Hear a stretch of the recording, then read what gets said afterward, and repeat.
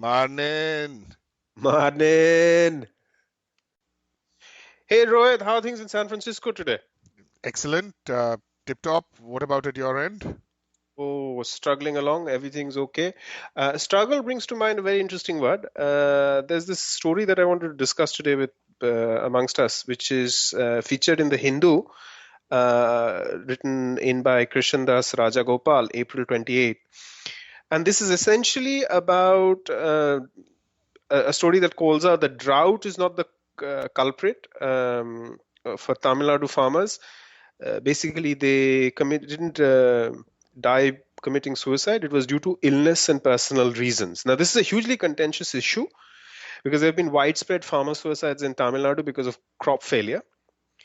And the Tamil Nadu government, it goes on to say this ad, that blamed heart attack, illness, and in certain cases, suicides for the death of its farmers reeling under severe drought. So basically, there's drought, crops are failing, and indebted farmers are committing suicide. And one of the responses that the government has said in a legal response is that it is due to personal reasons. And it goes on to say a bench led by Justice Deepak Misra had chided the state for its silence and lack of concerns as farmers died. Right. And I guess the state then said, okay, we're going to Sorry. show our concern, Hmm. and says that it always has been sensitive to the plight of farmers. Funds have been made available for compensation. People have been handheld. I guess what struck me in the story was how, when you see something really bad happen to people, why does the state always want to take a line that is actually not that big a deal, or alternatively suggests that what's happening is happening through a combination of reasons, and try and belittle the main reason. Right. It's really surprising because clearly farmers are committing suicides because if it's very difficult to imagine how vulnerable you are as a farmer, because again, we are not farmers, we are not experts in farming. But if your crop fails, it's basically, if you're going into a job and you've been made redundant on the morning where your daughter has to get married, you have to pay your EMIs for different things. I'm trying to scale it up to what it means in a salary type situation. Right. um, so you've got all of the financial pressures, your crops have failed, and for the government to suggest that it is due to personal reasons, I thought this use of language was very ambivalent. What is personal reason? Right. Are people committing suicide because they're generally not cheerful? They don't feel like it that day, so they hung themselves. Because it takes a lot for a person to take his own life, and I just thought that it was really laughable that the government of Tamil Nadu thought that it was personal reasons at play among. They do say that there's suicide, and there are other reasons for it. So that's why I wanted to call this out. I thought it was a really oddball story. Right. And there's a kind of sorry, excuse me. There's a backstory to this one that, there've been farmer suicides in other states as well, Maharashtra and so on. Uh, a particular segment of, I'd say, environmental activists have blamed GM crops, Monsanto, for it, particularly in the case of cotton. There's that element in the mix. The other fact is that this is something that predates the current political environment, I would say. Right. Now, to me, what's very interesting is that whichever party is in power in a state where farmers are committing suicide, all of them seem to play this game of not wanting to address the fact that there is a serious crisis on.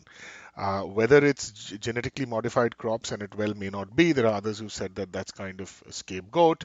Whether it's a failure of irrigation, whether it's a poor monsoon, whether it's bad policies, whatever it is, to at least redress human suffering and to address the issue, the first step is to acknowledge that there's a problem. But this complicity that different parties across the board have, whether at the state level or the national level, in denying that there is a serious crisis, is to me very, very alarming, because it, I think, just speaks of an ostrich in the sand kind of attitude. The other fact I'll just present here is that farming is actually a very hard profession. It's a very difficult profession. This also holds true for first world countries like the US. The only context in which farming appears glamorous really is sort of high-end, ultra-local food culture, at which sustains very, very expensive restaurants in cities like San Francisco and New York and so on. And I think, given the fact that farming is linked with such uncertainty, that there is a very strong case to be made for the industrialization of agriculture in India, and over a period of time, really moving large sections of the population away to other viable means of living. But again, that would actually require, some very far-sighted thinking. It would really require a long-term project which won't translate into short-term political gains. So I guess the easiest thing for governments to do is really to just try and deflect the problem and to, deny that it exists at all. I think I'd like to throw in another angle here. Deepika Padukone, right? She's Right, a very famous actress. right. Father used to play badminton, Yeah, but this is not about badminton or acting. She came out on media talking about I think depression. I don't know, depression or mental health, something like yeah, that, right? yeah, yeah. And that's what I'm again. This is not in this story. I was thinking that, okay, if as a government you're saying that people have personal issues, all of us have personal issues that we grapple with, you know, and they affect your state of mind, right? I was thinking, is there a charity in India or a group of people? Because we are so obsessed about providing blankets and khichdi that sometimes we forget that the problem is up in the head, right? Right, right, And I am not sure whether there's a provision to help, not kind of the urban upper end socioeconomic demographics, but more the people who are the marginalized. right. For because Mm. mental health is not just a kind of South Bombay problem. Mental health is a problem that cuts across the nation. And if the good people in the state of Tamil Nadu, or the government in Tamil Nadu, is speaking up the fact that farmers have personal problems, the question surely has to be, what can you do for the mental health of the farmers? Obviously, given that we've acknowledged that farming is a difficult business, crop failures are making their lives difficult. So even if you take that away, that some farmers are actually hanging themselves because they haven't had a happy day, how do you address that? And mental health in general is an area in India that we should talk about sometime. It's an excellent point, and yes, there are, I believe, some conversations, very good conversations taking place. I find out through Twitter, but excellent point that you raise that, do these services in whatever form they exist, do they exist in the rural context? They well might, and the fact that if they do, and I'm unaware of them, that in a sense would be a sort of reflection of, I think, my own myopic vision, right? And my own, misplaced priorities relatively in talking about this. Because, one of the things that happened after this is the Indian godman, fraud godman Sri Ravi Shankar, is it? Yeah, he made a remark that these suicides are taking place because farmers lack spirituality, and to me that was the most callous, insensitive, and obscene remark that anyone could make. But sure enough, I commented on it on Twitter. A lot of other people commented on it, and while it was okay to do that, I think the more urgent issue is exactly the issue that you point to, which is, do these kinds of frameworks of support exist in Tamil Nadu? Now, it's very interesting that Tamil Nadu is otherwise a state which has good, social indicators. It's got a good safety net, and give it to Jayalalitha, corrupt as she might have been. She was very good in providing, meals to children. She was very good in providing excellent maternal health services. Tamil Nadu also has a culture where people are very aware of their political rights, and I have an acquaintance, a friend who has done an excellent work on development in Tamil Nadu, and he pointed to this fact in a lecture I attended, that people in Tamil Nadu, workers will not, for instance, accept lower than stated wages for government projects. That they will, protest and campaign for water if they are owed that water, or if there is a service that has to be provided. So, if there is a state which should have support like this, it probably should be Tamil Nadu, Tamil Nadu and Kerala. And the fact that either it doesn't exist or one is unaware of it also says something about our priorities and about the way in which we approach stories, right? That this angle is something that even a fine newspaper like the Hindu could have picked up on, but it didn't. So I think that it's very revealing that even when we do talk about these issues, what are the things we leave out, like, issues of mental illness in rural contexts. Yeah, I just think I'll just throw in a bit of facts that I've pulled up from the internet, Wikipedia. So when I say internet, that's the bit I'm referring to. In between 87 and 2007, suicide rates grew in India from 7.9 to 10.3 per 100,000 people. So the three more people almost were committing suicide per 100,000 between 87 and 2000. And here's the interesting thing, Rohit. In 2012, when they did that measure, Tamil Nadu contributed to 12.5%, Maharashtra 11.9%, and West Bengal 11%. So those are kind of the highest proportion of suicide. Tamil Nadu, Maharashtra, West Bengal.